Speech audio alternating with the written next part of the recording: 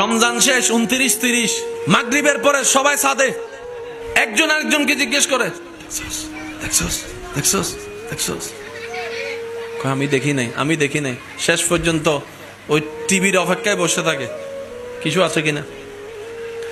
যখন হঠাৎ করে শোনা যায় পাশের রুমে বসে আছেন, ওইখান থেকে শুনছে, ও মরম জানের ওই রোজার শেষে এলো খুশির ঈদ, ও মরম জানের ওই রোজার।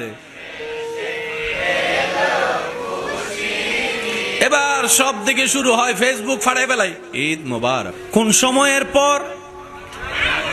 মাশাআল্লাহ, জোরে বলেন, কোন সময়ের পর? ইংরেজি এবং বাংলা, আরবি মাগরিবের পর।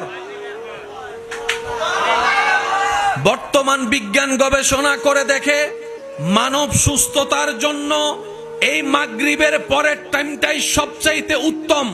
আপনার জীবনী গবেষণা করে দেখবেন, আপনার আত্মীয়তার ভিতরে এমন কিছু দাদা আছে, দাদি আছে, নানা আছে, নানি আছে, যারা অল্প সময়ে খাওয়া দাওয়া করে এশারের পরে বেশি রাত জাগতো না, 8টা-9টার মধ্যে ঘুমিয়ে পড়তো, আবার ওদিকে সুবহে সাদিকের মধ্যে উঠে যেত।